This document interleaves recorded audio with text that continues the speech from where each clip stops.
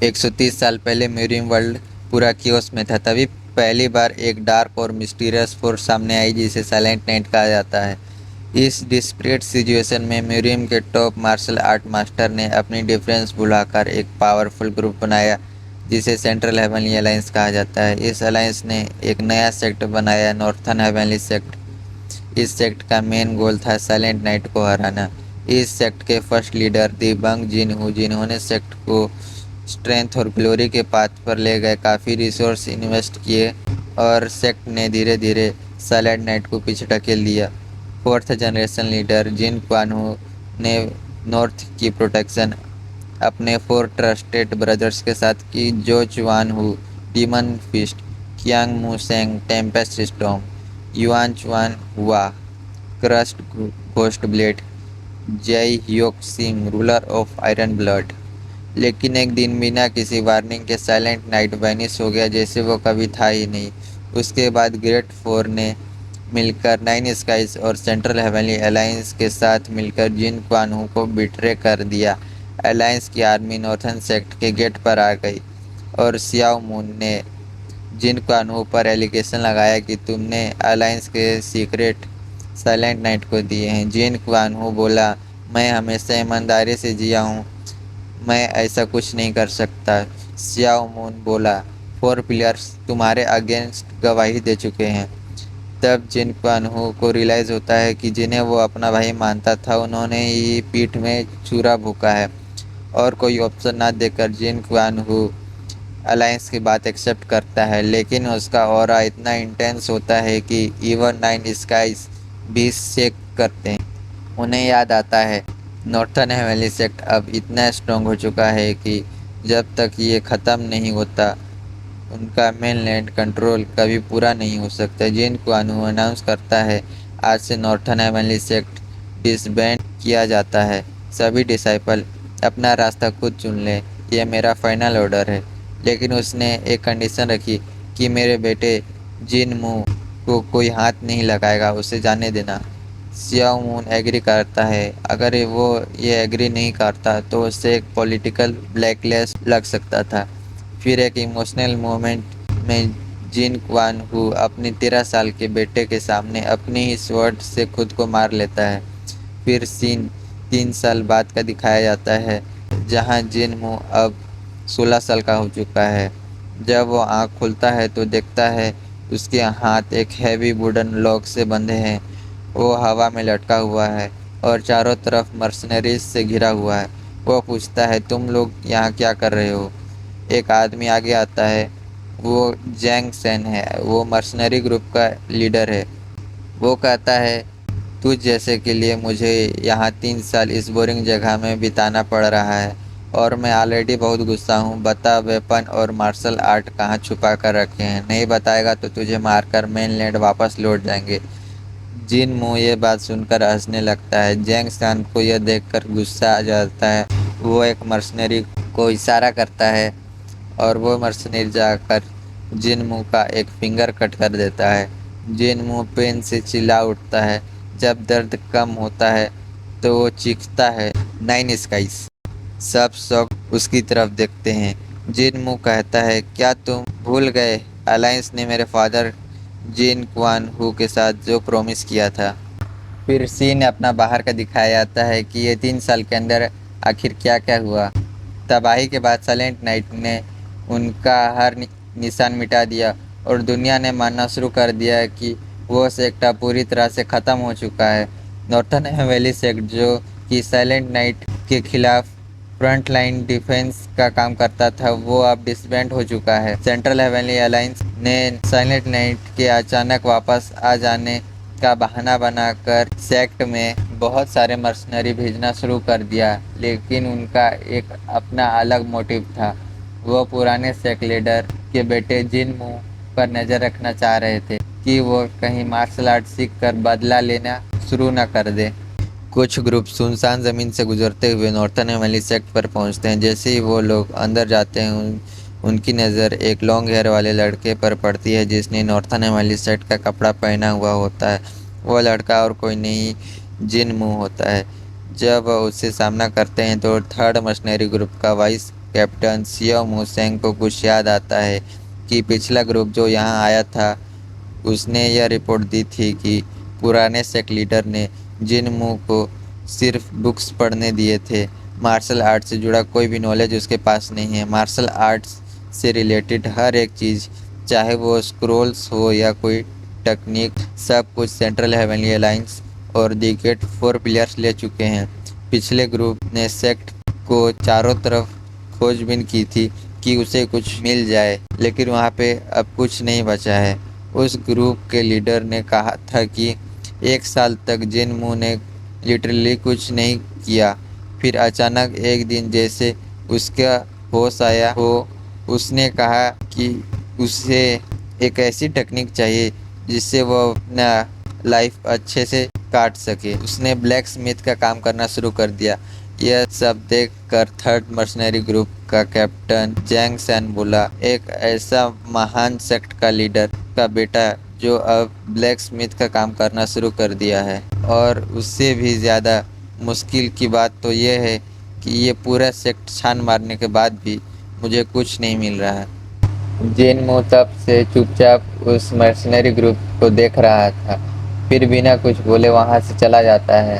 जाते जाते वह हल्की सी आवाज में खुद से कहता है कि यह नया ग्रुप आया है, अब से झंझट फिर से शुरू होने वाली है। वह सीधा एक पुरानी बिल्डिंग की तरफ जाता है जिसे होम ऑफ 10,000 स्पिरिट्स कहते हैं। एक समय पर यह सेक्ट की सबसे होली प्लेस हुआ करता था। अंदर जाते ही पुरानी यादें उसके जहन में वापस आ जाती हैं। यह वही जगह है जहां पर पहले 10,000 से भी ज़्यादा पुराने मार्शल आर्ट के स्क्रोल रखे जाते थे, लेकिन इसे लूट लिया गया और नॉर्थन वैली सेक्ट के बहुत सारे डिसेबल जो इस सेक्ट के लिए लॉयल थे उन्हें मार दिया गया और कुछ लोग इसे छोड़ दिए। फिर सीन जिन क्वान हू का दिखाया जाता है। जिन क्वान हू अपने लास्ट मोमेंट में कहता है कि तुम इस सेक्ट के अगले लीडर हो। फिर बिना कोई हेजिटेशन के अपने चेस्ट में तलवार घुसाकर अपनी जान दे देता है। जिनमू को एक इमेज दिखता है जिसमें ग्रेट 4 पिलर्स और 9 स्काइज उसकी तरफ देख रहे होते हैं। जिनमू ने अचानक आंखें खोली, उसकी सांसें फूली हुई थी। यह सब एक सपना था। उसके बाद वह एक राइस का सिंपल सा बॉल खाता हुआ नॉर्थन अमेली सेक्ट के कपड़े पहनकर ब्लैक स्मिथ का काम करना शुरू करते हुए बताता है कि सेक्ट के बाहर 10 किलोमीटर तक कोई जिंदगी का कोई नामो निशान नहीं है। फिर जिनमू होम ऑफ द 10,000 स्पिरिट्स के छत पर बैठता है और उसकी आंखों में एक ब्लैंक सी लुक होती है। सामने उसके पूरा नॉर्थन एवेली सेक्ट जो कि अब तबाह हो चुका होता है। उसे देखकर वो खुद से कहता है कि मैं यहाँ आया था अपनी वीकनेस से भागने के लिए। मैं आया हूँ ताकि अपनी विल को स्ट्रॉन्ग कर सकूँ। अगर अब मैं टूट गया तो सब कुछ बर्बाद हो जाएगा। जो फादर ने किया, जो उन्होंने सेक्रीफाइस किया, सब वेस्ट हो जाएगा। फिर सीन प्रेजेंट में आ जाता है जहाँ जिनमू की फिंगर कटिंग की वजह से वह दर्द से चिल्ला रहा होता है। वहीं पर एक कॉर्नर में सियो मुसेंग खड़ा होकर यह सब देख रहा होता है। उसके चेहरे पर एक टेंशन होती है। वो कहता है क्या ज़रूरत थी ये सब करने के लिए, वो अभी एक बच्चा ही तो है। लेकिन जिनमू दर्द में चिल्लाता है दी 9 स्काइज। फिर थर्ड मशीनरी ग्रुप से पूछता है क्या तुम लोग भूल गए हो जो वादा मेरे फादर और सेंट्रल हेमली अलायंस के बीच हुआ था। तुम लोग को सच में लगता है कि तुम्हें ये सब करने की परमिशन है। सेक्ट में कोई मार्शल आर्ट स्क्रोल या आर्टिफैक्ट नहीं बचा है। तुम्हें लगता है अलायंस ने कुछ छोड़ा होगा। फिर एक मुस्कान के साथ कहता है अगर मारना है मुझे और फिर मेनलैंड वापस जाना है तो मार के दिखाओ मेरे को।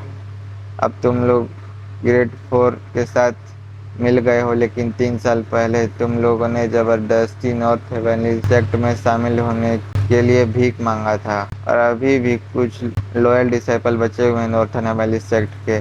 अगर तुमने मुझे कुछ किया तो उन्हें साफ पता चल जाएगा कि ये सुसाइड है या फिर एक मर्डर, और फिर वो लोग तुम्हें ढूंढ ढूंढ कर मारेंगे।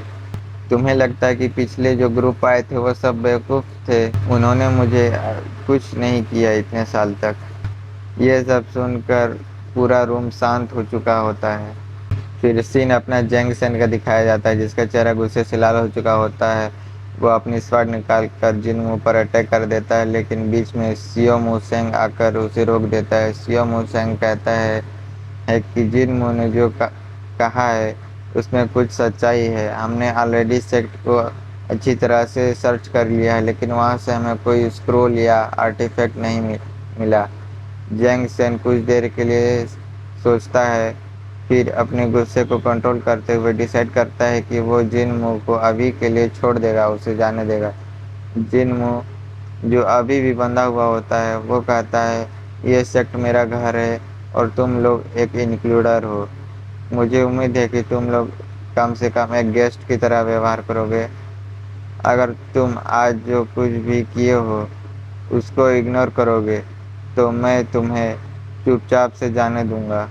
जेंग सेन रूम से बाहर की ओर जाते हुए यह सुनकर पीछे मुड़कर कहता है, मैं तुम्हें अभी के लिए जाने दे रहा हूँ, लेकिन अगर तुमने कुछ भी किया तो सेंट्रल हेवनली अलायंस और ग्रेट ऑफ फोर पिलर्स तुम्हें मारने की परमिशन दे देंगे। जिनमू को फाइनली आज़ाद कर दिया जाता है और मर्सनरी ग्रुप के मेंबर रूम से बाहर निकल जाते हैं। जैंग सेन मू सेंग को बुलाकर जिनमू पर नज़र रखने के लिए उसे वहीं छोड़ देता है। जिनमू की कटी फिंगर देखकर मू सेंग उसे एक क्लॉथ देता है और कहता है, माफ़ करना, इस क्लॉथ का इस्तेमाल अपनी ब्लीडिंग को रोकने के लिए करना। जिनमू बिना कुछ कहे बस चुपचाप यह क्लॉथ ले लेता है और मू सेंग वहाँ से चला जाता है और जिनमू अकेले वहाँ अकेले रह जाता है। वह मन में सोचता है, अगर सच में कोई डिसाइपल लॉयल होता तो मुझे इस हेल्थ से पहले ही बचा चुका होता। क्या मैं सच में सोच रहा हूँ कि कोई अब भी इस तबाह हो चुके सेक्ट को बचाने आएगा? अब कोई मेरे जीने या मरने से किसी को फर्क नहीं पड़ने वाला। शायद सब मुझे मरता हुआ ही देखना चाहते हैं। फिर जिनमू होम ऑफ 10,000 स्पिरिट की तरफ चल पड़ता है और सोचता है, सेक्ट से सब कुछ चला जा चुका है, लेकिन सेक्ट का दिल अभी भी बच जिंदा है। जैसे ही वह रूफ टॉप पर पहुंचता है, उसके दिमाग में एक थॉट आता है। नॉर्थन हेवनली सेक्ट का सबसे बड़ा राज जो नॉर्थन हेवनली भी नहीं जानता नॉर्थन हेवनली सेक्ट का सबसे बड़ा राज जो नॉर्थन हेवेंस भी नहीं जानता, वो अल्टीमेट मार्शल आर्ट स्क्रोल। वो सेक्ट अपने आप में है। जिनमू का चेहरा एक स्ट्रेंज मिक्स और डिटर्मिनेशन और पेन को रिफ्लेक्ट करता है। और इसी के साथ ये चैप्टर यहीं पे ख़त्म होता है।